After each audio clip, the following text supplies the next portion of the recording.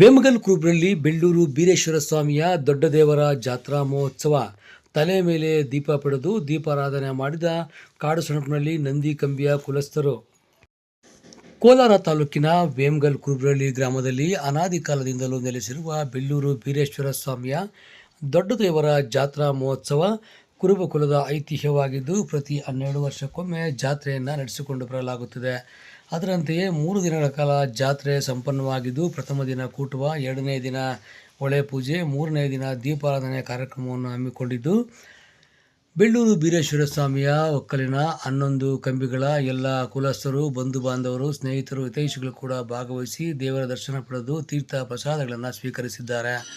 ಕೊನೆಯ ದಿನವಾದ ಇಂದು ದೀಪಾರಾಧನೆ, ತಲೆಯ ಮೇಲೆ ದೀಪ ಪಡೆಯುವ ಕಾರ್ಯಕ್ರಮವನ್ನು ಹಮ್ಮಿಕೊಂಡಿದ್ದು, ಕಾಡು ಸೊಣಪಿನಲ್ಲಿ ನಂದಿ ಕಂಬಿಯ ಕುಲಸ್ಥರು ತಲೆಯ ಮೇಲೆ ದೀಪ ಪಡೆದು ಬೆಳ್ಳೂರು ಬೀರೇಶ್ವರ ಸ್ವಾಮಿಗೆ ತಮ್ಮ ಹರಕೆಯನ್ನು ಸಲ್ಲಿಸಿ ದೀಪಾರಾಧನೆಯನ್ನು ಮಾಡಿದ್ದಾರೆ.